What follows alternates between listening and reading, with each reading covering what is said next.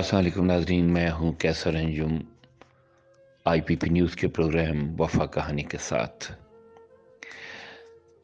Suspense digest में शाया होने वाले नावल आज की सेज की 4 एक साथ हम आपकी नज़र कर चुके हैं। आपने समाअत फरमाई, आपने पजीराई बख्शी, पसंद करने का बहुत शुक्रिया। हमारी कोशिश रहेगी कि नए और पुराने लिखने वालों की खूबसूरत तहरीरें आप तक पहुंचाएं। तो लीजिए 5वीं किस्त पेश खिदमत है, समाअत फरमाइए। वीकेंड पर जब 2 छुट्टियां होती,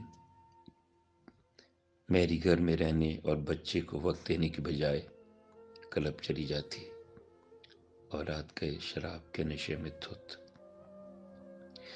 लड़खड़ाते कदमों से वापस आती, जिसका कोई ना कोई दोस्त उसे सहारा देकर घर छोड़ने आता।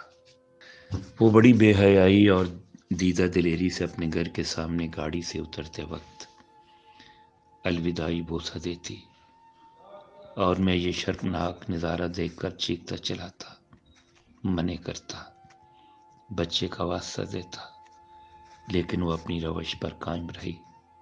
उसका कल्चर तो यही था। मैं मशरिक में जन्म लेने वाला शख्स मगरब की रंगीनियों में डूबने का मजा चख रहा था। मैं एक गैरतमंद खानदान का शख्स था, बेगैरती की दलदल में थक चुका था। मेरा नाम तो अजमत था, लेकिन पस्तियां मेरा मुकद्दर बन चुकी थी। जब भी उसे देर गए घर आने और शराब पीने से मना करता तो वो चीखने चिल्लाने लगती और मेरे एशियाई होने और मेरी कम भाईगे का मजाक उड़ाती। ये तमाम सितम मैं जिम्मी की खातिर सहता रहा, ये सोच करके ये यूं ही बड़ा होगा, मैं इसे साथ लेकर खामोशी से वतन वापस चले जाऊंगा। रोज बरोज मेरे और मैरी के दरमियान फासले बढ़ते चले गए। उसने गोया तहैया कर रखा था कि मुझे कदम कदम पर अजियत देना है, मेरी राहों में कांटे बिछाने हैं, और ये मैं सब कुछ जिम्मी की खातिर सहने पे मजबूर था। मैं मजबूरियों के गहरे समंदर में डूबता उबरता रहा। मेरी मसलसल खामोशी और सब्र आखिर रंग ले आया। अब घर जल्द आने लगी थी, इसका रवैया कदरे बेहतर होने लगा था। मैंने भी जिम्मी की खातिर इसको नज़रअंदाज करना कम कर दिया, लेकिन अक्सर ये होता कि मैं जब घर होता तो जिम्मी रो रहा होता और मेरी घर से गायब होती। मैंने कई मर्तबा जिम्मी का गला घोंटना चाहा, लेकिन शफकत पिदरी के हाथों मजबूर होकर ये इरादा तर्क कर देता और फिर जिम्मी को अपने सीने में छुपा लेता और जिम्मी का चेहरा अश्काए मजबूर से भीग जाता। मुझे अब जिंदा रहना था अपने बेटे की खातिर, जिसके लिए मैंने खुद साख्ता उम्र कैद मुंतखब की थी। जिम्मी अब 5 बरस का हो गया था। वो अपनी माँ से ज्यादा मुझे प्यार करता था। मैं जब थका हारा वापस आता तो हमेशा दरवाजे पे खड़ा मेरा मुंतजिर होता और मेरे सीने में छुप जाता। इसको दरवाजे पर मुंतजिर देखकर मेरी थकन दूर हो जाती और चेहरे से गमों के बादल चंद लम्हों के लिए छट जाते। एक दिन जब मैं ऑफिस से लौटा तो हमेशा की तरह दरवाजे पर मौजूद न था। मेरा दिल अनजाने खौफ से धड़कने लगा। मैं तेज तेज कदम उठाता सीढ़ियां चढ़ता हुआ और पहुंचा तो मेरी बेड पे दराज थी, जिसकी आंखें बंद थीं। जिम्मी इसके करीब बैठा रो रहा था। मैंने मैरी की पेशानी पे हाथ रखा तो उसने धीरे धीरे आंखें खोली। इसका जिस्म बुखार की चिता में चल रहा था। उसे न जाने क्या एहसास हुआ कि उसने जिम्मी को इशारे से करीब बुलाया और उसके हाथों पे अपने जलते हुए होंठ रख दिए। चंद नन्हे मुन्ने से आंसू इसकी आंखों से गिरकर बिखर गए। ये आंसू शायद नदामत के थे या ममता के एहसास के, मैं कुछ न जान सका। میری کو ٹھنڈ لگ گئی تھی، جس کی وجہ سے وہ 2 ہفتوں تک بیڈ پر رہی۔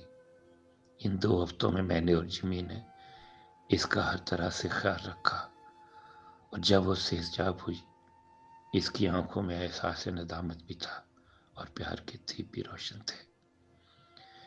اس کی آنکھوں میں جو چمک تھی میں محسوس کر رہا تھا۔ وہ شب بہت تاریک اور سرد تھی۔ باہر تیز و تند ٹھنڈی ہوا وجود پر کوڑے برسا رہی تھی۔ علی، ہوں، میں نے جواب دیا، تم ابھی تک ناراض ہو۔ اس نے نہ جانے کن جذبوں سے مجھے پکارا۔ میں چند لمحے خاموش رہا۔ میری نظریں جمی پر پڑیں، جو کب کا سو چکا تھا۔ اس کے لبوں پر فرشتوں کی سی مسکراہٹ تھی۔ تم نے جواب نہیں دیا عظمت علی؟ نہیں تو، میں نے چونکتے ہوئے جواب دیا۔ تو پھر تم اتنے دور کیوں بیٹھے ہو؟ میں صوفے پر ہی ٹھیک ہوں۔ تم کو صحتیاب ہوئے زیادہ عرصہ نہیں گزرا۔ تمہیں سکون اور آرام کی سخت ضرورت ہے۔ تم آرام کرو۔ اتنا کہہ کر میں سے نظر انداز کرتے ہوئے صوفے پر سے اٹھا، جمی کو اپنے بازو میں چھپایا اور اپنے کمر میں لے گیا۔ اس کی آنکھوں کا سمندر اور بھی گہرا لگ رہا تھا۔ اس کی آنکھوں میں جھانک کر میں خود کو اس کے رحم و کرم پر چھوڑنا نہیں چاہتا تھا۔ میں اس طوفان سے دامن بچانا چاہتا تھا۔ اپنے جذبوں پر میں نے بند باندھے ہوئے تھے۔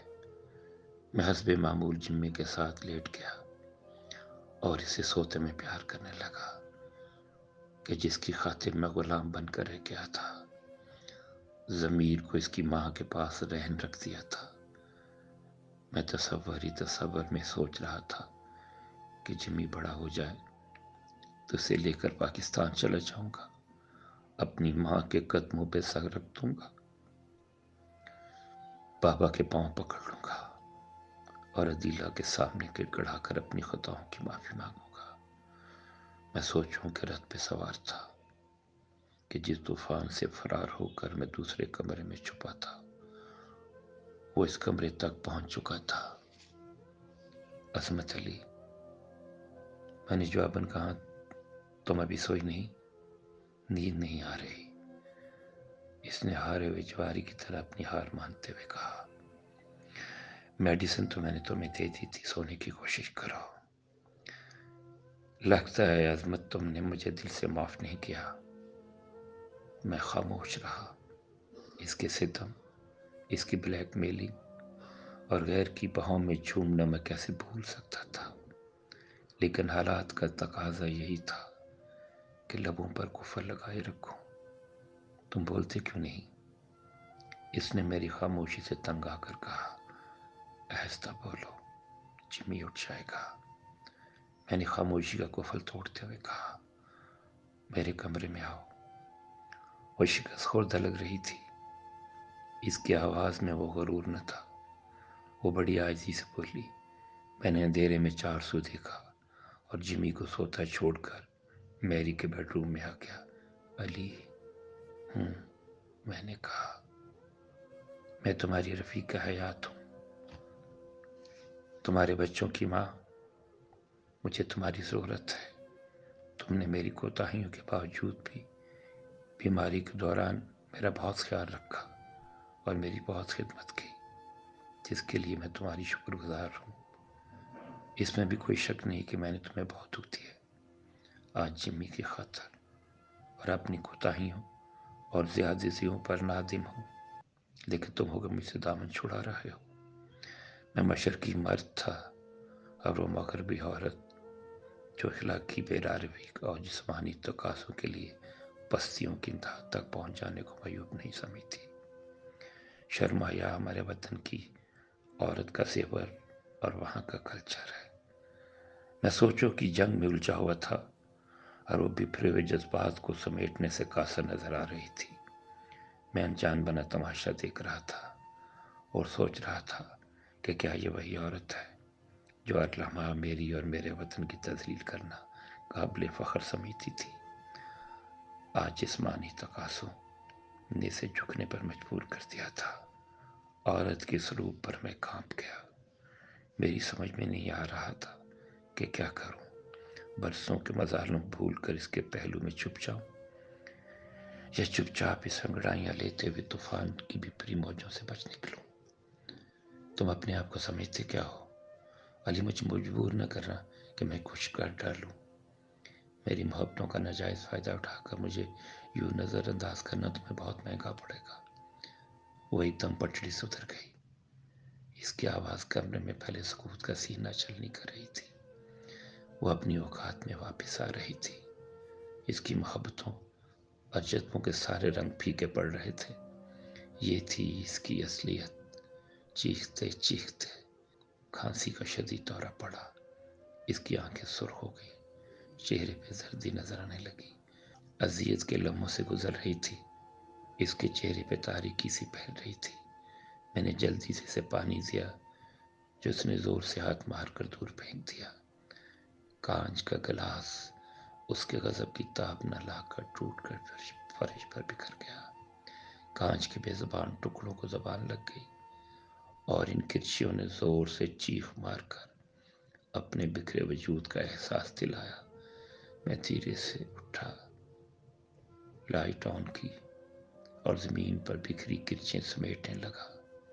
اس سمے مجھے یہ شعر شدت سے یاد آیا: یہ خاک پہ جو چمکیں تو ذرے نہ ان کو سمجھو، یہ خاک پہ جو چمکیں تو ذرے نہ ان کو سمجھو، پھینکا گیا ہے کسی کے دل کا شیشہ کچل کچل کے۔